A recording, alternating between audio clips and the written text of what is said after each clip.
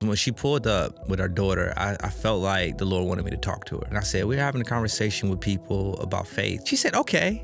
She opened the car and she said, my spirit God is telling me not to talk to you. I don't know why. As soon as she said that, I knew I needed to talk to her. Yeah. I'm like, oh, I said, I think that's one of the reasons why we should talk. Yeah. Okay, so I watched a video the other day on YouTube, and this guy was on the streets, basically sharing Christ with strangers, that he met on the street. And he had one of the most gentle perspectives and tender heart of love toward these people who don't believe what he believes. I was very respectful of what I watched him do. This says a lot because this is important to you. Yeah. You're an evangelist at heart. I think that's one of my gifts. And the way people approach that is important to you. So for you to have admiration and respect for this person says a lot. Yeah, and he's sitting across the table from me right now. Preston Perry is with us. The whole time I was like, who are they talking about? You were hoping it was you, but you didn't know. Preston, this is how he did it. You should do it like him. Exactly. No, I was watching your YouTube channel. Yeah. And seriously, I mean, I know it's in your book. We're going to talk about your book today, How to Tell the Truth. And you talk about not winning arguments, but winning people. But to watch you do it, I was so impressed because we've all seen how it's not done well. Yeah. But, let our listeners know a little bit about you. I mean, a lot of people know who you are. They know about With the Perrys, your podcast with your wife, Jackie Hill Perry. Yeah. But give us a little background. Yeah. So, my name's Preston Perry. I grew up on the south side of Chicago. Which I got to say, that means you're a Bears fan? Yeah. And Bulls fan? Yeah, it's the only fan to be. White Sox, Cubs? White Sox, South Side all day. I grew up on the South Side of Chicago. What's crazy, I think a lot of people are starting to find, especially people who follow the Apologetics and Evangelism. I didn't grow up in church. I didn't grow up in a church environment. My mom, she raised me, my siblings. I grew up in a lot of poverty-stricken areas. I grew up, in the hood. And the only person that was like a Christian in my family was my grandmother. She loved the Lord, and she would take us to church like on Easter and Sunday. We would go to church with her. But other than that, I didn't grow up in the church at all. And, I heard your grandmother loved the Lord, but she was spicy. She was. She's a firecracker. That's what I heard. Yeah. Yeah. She'll love you well, but she'll tell you the truth. How to tell the truth, right? I heard the gospel for the first time in a house church, like the gospel that rocked me. This pastor got up and said, if you think God being a God of love means he won't destroy everything he hates, you don't know what love is. Really? How old were you? I was 15. Oh. I was 15. Why do you think that stuck out to you? Because I think I heard that God is a God of love. And I think I heard that, God created everything. I heard about God, but I never really connected it with my sin. I never really connected it with that I was the enemy of God, that the things that I did deserve death, because of my sin and my rebellion against a holy and a righteous God. And so when he said that, it was like, wow. I became so keenly aware of my sin. I didn't give my life to the Lord, but I became aware that I was a sinner and that I needed somebody to save me. You mentioned earlier, as you were talking through the cover of your book, that you were in a gang. Were you in a gang at that point? I was gang activity. I was breaking into cars. I was stealing. Even at 15? I started when I was 12, so I started selling weed when I was 12 years old. I lost my virginity when I was 12 years old.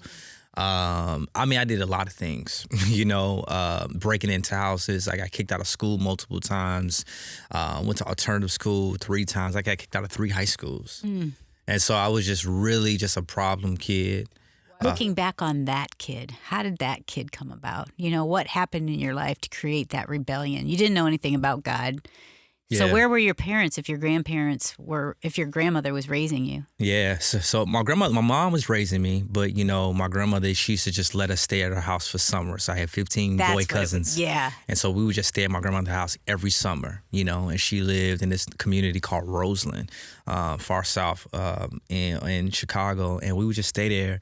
And my mom, my dad and my mom got divorced when I was 5. And so for 5 to the age of 12, 13, I don't think I saw my dad. I got reconnected with him back when I was 13. And even then, our relationship wasn't, really like strong like that. And so my mom, she just worked My mom was an RN. Well, she was trained to be an RN for years, but she was a nurse. Hard worker, it sounds like. Oh, my mom was a hard worker, trying to provide for us, and when her and my dad divorced, I mean, she didn't have a job at that time, so she had to learn everything by herself. And so my mom, she was a nurse at night. During the day, she worked at a retirement home, and then during the weekend, she worked in our apartment complex in the office, the leasing office. And so she just was trying to provide for us, And I think, to answer your question, I think what later on the Lord showed me, what caused a lot of the stuff is just rebellion. I was a wicked dude, you know what I mean? Like, my heart needed to be transformed, but I also was just a hurt individual, hurt and angry. I was really angry because my dad wasn't there, and the man who was raising me was my mom's youngest brother, my Uncle Stan. And he was shot and killed when I was 13. And I think my only father figure being taken away, I think, and then later on, like, my friend got shot. It's in the book, and and my mom trying to revive him. He ended up dying in front of me, and so I was just saw that. Yeah, I saw that. Yeah, I saw that, and it's just a lot of anger, a lot of unprocessed grief and hurt and pain that I didn't know how to, like, even voice. And so, yeah, but luckily when I was 15 years old, I felt like the Lord started to pursue me. And I didn't know God. I didn't want God. I thought Christianity was for, like, people who, like, got really old and their life is over, so now you're just trying to serve Jesus. I literally thought that's what Christianity was. Yeah. And God was just very kind to reveal my sin to me. And I think that was the beginning of him trying to reveal himself to me as well. And so the Lord, like, started to pursue me. And I remember when I was 15 and I heard that gospel message for the first time in that house church, I just couldn't shake it. Like, I still did bad things after that, but it was just like I was aware that, like, God was watching. And I just remember that moment, like, man, like, I think I used to joke with my friends. We were breaking cars, and I would, like, literally say, we deserve death for this, right? God can kill us for this. I used to say that. Really? And like, bro, like, stop, man, you're blowing our high. Like, stop saying that. But I remember that. And that's the reason why I put this story in the book, and I linked it to evangelism, because I think evangelism is about seed planting, planting seeds, because that seed that he planted in my life, God later on watered. When after my friend got shot, I was able to go live with my aunt, who was a minister like 20 minutes outside of the city. And she connected me with this guy named Gary Brown. And he was an ex-gang member who God radically changed and redeemed. And he was going to Moody College, downtown Chicago. And he took me under his wing and, like, literally discipled me, taught me how to read the scriptures. And I remember one day, I was following him. I stopped doing all the things that I was doing. And I was like, man, am I a Christian? Because, I stopped doing all this stuff. I look up to Gary now and stuff like that. And one day a woman flirted with him. It was really simple. A woman flirted with him at the bank, and he flirted back for the first time. I was so shocked. I was like, he was like a holy guy. And he flirted back. And then afterwards we left, he apologized to me for flirting with this lady in front of me. And he said, because the whole time his heart wasn't right. And that was the first time I ever heard the word convicted. I feel so convicted. And I said, why are you convicted? He said, bro, my heart wasn't right. Can you pray with me? And he began to pray. And the Lord spoke to me at that moment and said, Preston, this is what it means to love me. You don't love me like Gary loves me. And I went home that night and I repented and I gave my life to the Lord in my room. And that's how the Lord led me to Christ. How old were you then? I was 19. Oh, so the seed was planted at 13. At 15. 15. Okay, so 4 years. Yeah. And then I give my life to the Lord. And so, after I heard the gospel, I'm searching. And then when Gary came in my life and modeled what Christianity was for me, is when I was like, okay, this is what it means to love God. And so I remember in my room praying, God, I want to love you like Gary loves you. Forgive me for my sin. And I remember like a weight being lifted off of me. Wow. And the Lord saved me today in my room.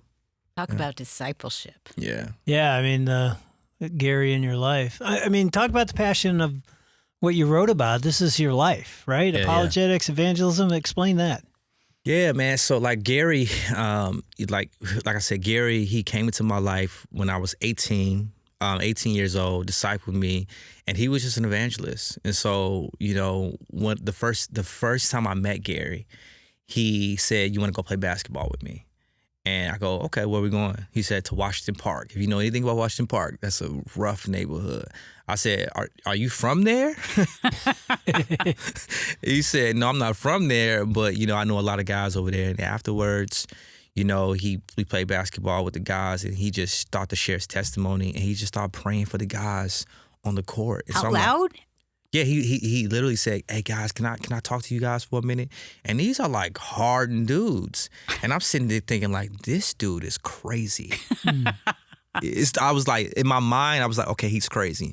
And he told his testimony, and it was so sincere, and it was so genuine. He had no pretense, no phoniness about him. That's what I loved.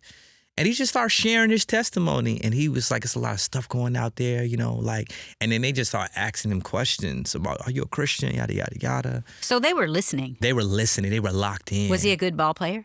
He was. That probably helped. Yeah. And also, too, he came from the cultural context that they came from. Yeah. And so I think there was a lot of and I think that God wants to strategically use us in the way he's brought us up from. Yeah, and where we've been. Because they were intrigued. Like, this, he looks like us, but he doesn't sound like us. He doesn't act like us. Mm-hmm. He's different. And so he just started sharing his faith. And so I was discipled under that. As an evangelist, I was discipled. He taught me early on. And so it became very obvious that the Lord wanted me to be an evangelist. And then later on, as I started to do life as a Christian, it became very obvious that the Lord wanted me to teach others how to get the gospel to the outside world around them. And so with the book, I think for me, I just wanted to normalize evangelism and apologetics. I think a lot of people are afraid of it. And I think that's an attack of the enemy, to make us want to be afraid of sharing our faith. I think when we think about evangelism and apologetics, I think people think they have to know a whole bunch of knowledge. Yeah, I think we're afraid of both of those. Yeah. One, do I know the answers to apologetics? Two, do I know how to share my faith? And what if I'm rejected? And what if someone's argument, if it's apologetics, is more knowledgeable than mine? Yeah. So I think we all pause for a second before we step out. Did you feel that at the beginning? Yeah, no. Well, one, I think God wanted me. I think it was very obvious that to the core, an evangelist is who I was. Because when I first became a Christian, I just shared my faith with everybody. It was just like, if you was around me for 10 seconds when I first became a Christian, you were gonna know that Jesus saved me. What did it sound like? Oh man, let me tell you my testimony. The only thing I knew was John 3:16. Yeah. That's the only thing I knew. But what was crazy is God still used it. Because God is not looking for the most knowledgeable, he's looking for the most faithful. Yes. Right? And so apologetics is not about a whole bunch of knowledge, but it's about art. Like, so 1 Peter 3:15 tells us to always be prepared to make a defense for anyone who asks us for the reason for the hope that is in us, but yet do it with gentleness and respect, right? And when we think about apologetics, which derives from the Greek word apologia, which means to make a defense or argument for something, the first thing we think about is knowledge and not love. And I think that's the problem, right? Are you ready to give a defense? And so one, I want every Christian to know that if you are a Christian, you know more than the average non-believer as it pertains to God. And so a lot of times, an apologetic is your testimony. Yeah. Like, are you ready? Are you ready to give a defense of why you believe what you believe? And so don't think about knowledge more so than it is like having a heart that's ready to share your faith, And I tell people all the time, the moment you tell somebody that you're a Christian, in a lot of ways, you're an evangelist. The moment they ask you questions, you become an apologist. And the moment they're willing to follow you is when you become a discipleship maker. And I think the three aren't the same thing, but they definitely hold hands. And so I just want to encourage Christians to know that, no, if Jesus saves you, that's enough. That's enough. That's enough. Sometimes conversations go deeper, and it's okay with saying, I don't know. Just say, I don't know. I think we put too much pressure on ourselves. Right. But yeah. I mean, when you started, based on what your stories all throughout the book, you weren't as tender as what I saw on YouTube, right? You were not. You were winning arguments, not winning people. No, I definitely was. So what happened was, when I first became a Christian, my aunt enrolled me in this 2-year college. And I was just telling everybody about Jesus, and I became like this, like the campus evangelist. Everybody knew that I was a Christian or whatever. And in walks this guy with a book, with the Bible in his hand. And so I'm just excited to see another Christian on campus. And so, I'm a very talkative person. Like, yo, bro, like, you're a Christian? And he looked at me with this weird look, like, yeah. And I thought that was odd. So I'm like, okay, maybe he's just a nervous guy. So I said, yo, like, what are you reading? I'm reading, I forgot what I said. I said, I'm reading this and reading that. And I'm studying with my church right now. And so we started to talk, and then he hit me with this question: how do you know what the church is teaching you is right? And I go, what do you mean? And he just started to challenge me with everything when it comes to Jesus being God in the flesh, to the Trinity, to all of these things. And I'm like, these are things I've never talked about before. I don't even know what the word apologetics is. And so, like, a crowd formed around us because the evangelist on campus is being challenged by, I don't know what religion yet, right? Because I'm very ignorant to all this stuff. And he just embarrassed me in front of the whole class. And that's why people don't do it. Yes, but listen, though, this is what happened. So, like, because he embarrassed me and because of my temperament, I'm like, I'm going to study what he believed, because later on he revealed that he was a Jehovah's Witness. I'm going to study what he believed, and I'm going to destroy him every opportunity. I was so fixated. I went home and I studied Charles Taze Russell, the man who created the Jehovah's Witness doctrine, yada, yada, yada. And we would just battle every Thursday after class in the cafeteria. And it would just be so entertaining for people. And I was just I got so good at studying his religion. The first time I stumped him in an argument, like he had nothing to say, I felt so good about myself. I said, yes, I finally got him. Gary, the guy who led me to the Lord, he picked me up from school that day. And I said, yo, you should have seen this Jehovah's Witness. You should have seen him. I said this. I took him to Philippians 2:5. I took him to 1 John 1:1. And I explained the Greek. And I told him that Charles Taze Russell was a cult leader. I was just going in on him. And then he said, Preston, are you still trying to win this guy's heart? I said, I was never trying to win his heart. I was always trying to win an argument, bucko.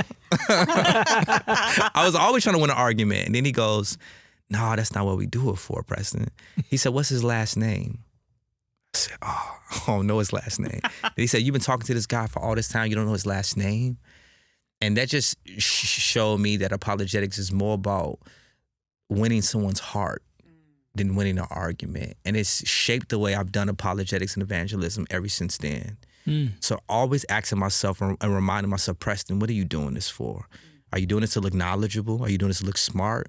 Or are you doing this because you're trying to win a soul? And one thing that the Lord has shown me, through the years is it's not about destroying other people's faith. It's about building up yours and knowing yours, right? And defending yours for the sake of drawing them to the Lord and exposing lies that the enemy has planted. And so for me, it just reshaped the way I did apologetics and evangelism. And so that's what I'm trying to teach others, because I think we see a lot of evangelism done wrong, and just a lot of talking to people done wrong a lot. And so I just want to help. What would you say? I mean, again, it's throughout your book, but and especially if I'm someone that wants to be better and do this well, and we're all called. We're all called to make disciples, which starts with sharing Jesus. It's got to start there. So I'm thinking, if you're listening to this, you're like, I want to be better at doing this. You need to pick this up, because there's coaching all the way through it. Yeah. So my question would be, if you think about do's and don'ts, what would you say? You can pick either one. 3 do's, 1 do, 4 don'ts, whatever. Well, I would say the first thing is when you think about reaching the outside world, whether it comes to different religions or just people who just cool on God, they don't want God or whatever. Like, first, knowing your faith.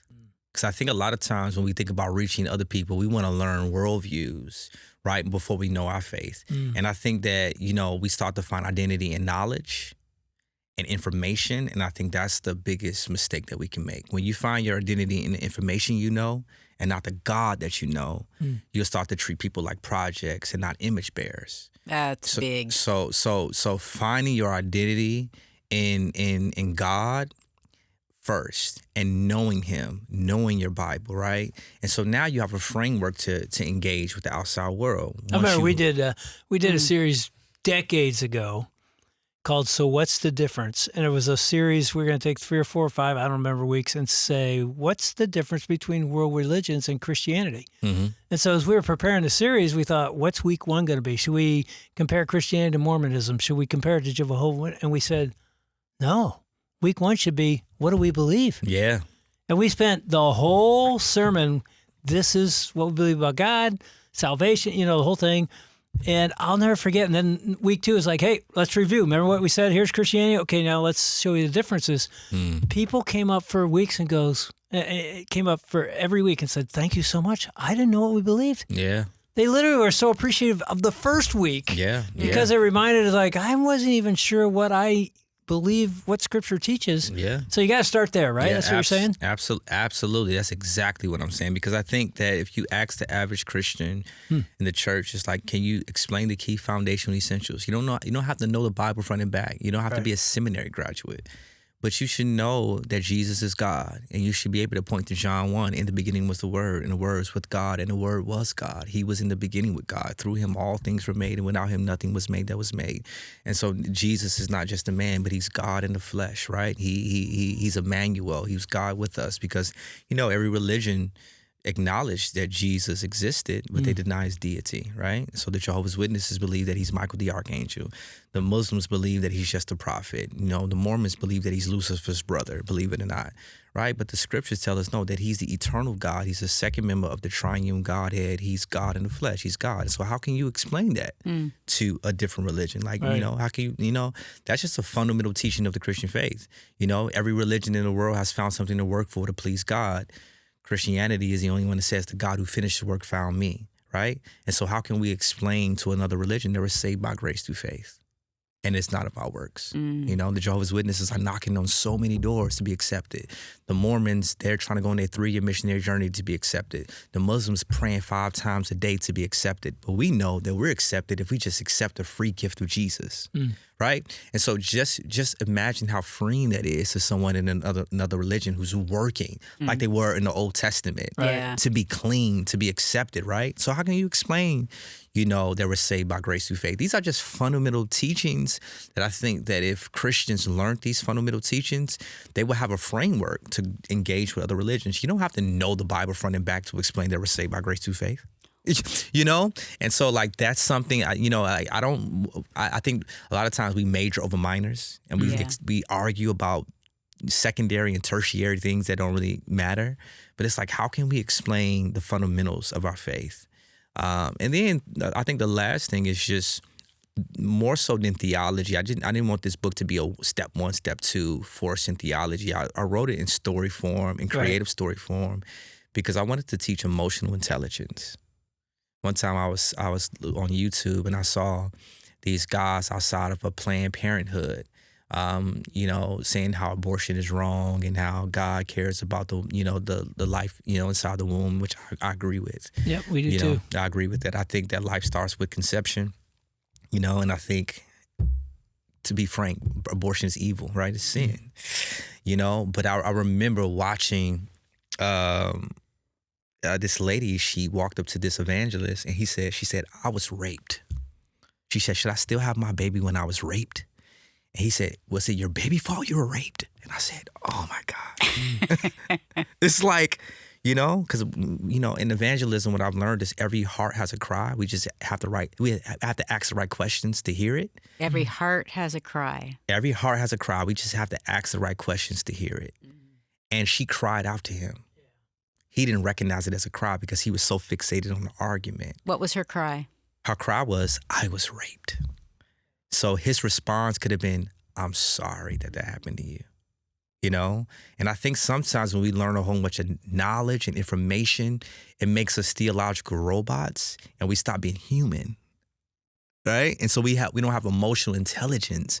And so what would have happened if he just would have paused and empathized with her? Even though, his view on abortion was, I agree with as a Christian. I think every Christian should dislike abortion. But it's like, no, this woman just cried out to you, right? And so like, how can we learn emotional intelligence in our evangelism? How can we have not just lead with our minds and our theology, but also with our hearts? in our humanity. And so I think that's one of the things that I'm trying to teach more than anything. Yeah, it's interesting when I was watching your, one of them that I watched this morning was, I don't know if you remember this, but you had a conversation with a woman and you struck up this conversation. I don't know where you were, some street. And she decided to talk to you because her daughter said, Mommy, I think you should talk to this man. Do you remember that? Yes. And so I thought it was so interesting because then as you start the conversation, she says, my spirit guide is telling me not to talk to you. Yes. I thought, okay, right now is a pivotal moment how you respond to this woman saying, my spirit guide, my daughter just said to talk to you, but my spirit guide is saying don't talk to you. And I thought, if you respond poorly wrong, she's done. And if you respond rightly, she may continue the conversation. Okay, let's hear it. What'd you say? So that was a very interesting conversation. When she said that, I got chills all over my body. Because a spirit guide is what? For our listeners who may not have ever heard that word. An evil spirit. Yeah, an evil spirit. But you asked her. Yeah.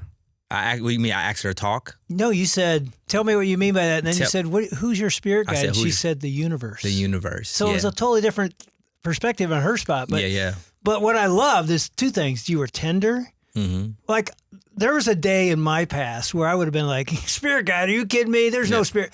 I would have attacked her. Yeah. You were tender. You then said, let me understand, who's your spirit guide? Yeah. And then you go, oh, there's a whole different perspective. And she felt, you could see it. She felt seen, heard, loved. Mm-hmm. You said at one point, I love you. Yeah. You know, you meant it. You could tell, and this was 10 minutes in. So you were respectful. Yeah, definitely. Because when she pulled up with our daughter, I felt like the Lord wanted me to talk to her. Right. Because we were getting done with shooting. And I walked up to the car and I said, we're having a conversation with people about faith. And, and she was like, Mom, you should talk to him because you're a woman of faith. And I'm like, yeah. And then she said, okay. She opened the car and she said, my spirit God is telling me not to talk to you. I don't know why. As soon as she said that, I knew I needed to talk to her. Yeah. I said, I think that's one of the reasons why we should talk. Yeah. Because we probably have some fundamental differences. I want to attack you, I want to listen and hear your perspective. And she was like, And then her maybe it was a weird way the Holy Spirit is working through her daughter because her daughter pushed her to do it. Mom, do it. And you can just tell she just felt this nervousness. And I just knew that in some way, somehow I had to give the gospel to her. And I knew that Spirit God didn't want her to get the gospel. And so I'm just trying to figure out how can I respectfully give her the gospel. And so, I one of the reasons why I ask good questions is because a lot of times you can't have a conversation with someone long enough to give them the gospel if they don't feel seen. Yeah. And I think Jesus becoming a man and dwelling amongst his own creation was a way for us to be seen by him in a way that we couldn't have if he didn't come down and dwell with us in humanity. And so, I try to take that in my evangelism. It's like, why did Jesus ask questions that he already knew the answer to? Right? And so I knew her spirit God was not the spirit. Right. But I asked, right? So she can feel heard and also so she can teach me how to minister to her. A lot of times we don't ask questions and we try to just stick with theology. But if you ask questions, people will teach you how to serve them. And who asked a lot of questions? Jesus. Yes. Father God in the garden. Yes. Adam, where are you? Yeah, where are you? Yeah. Right? Or even at the woman at the well, where is your husband? Mm-hmm. He knew she had 5. Right? But he was trying to reveal something to her, namely himself. And so when I ask questions, it's not always because I don't know. It's because I'm trying to reveal someone I'm trying to reveal Jesus to them. And so I just asked her questions and you could tell she was uncomfortable, but you can tell she felt loved. And one thing I learned, if people feel love, they'll continue to talk to you, even if they're uncomfortable. Yeah. And she did. And it was like, as your story, you planted a seed. Yeah. Just planted a seed. And who knows where that's going to bear fruit, but you planted it. That's what we're called to do. Yeah. Give us an application as a listener that maybe we're like, I'm a believer, but I haven't really, should I be doing this? Give us an application from today and what we've talked about. Well, I think I want to free the listener to know this, that God is going to use you how he has uniquely made you.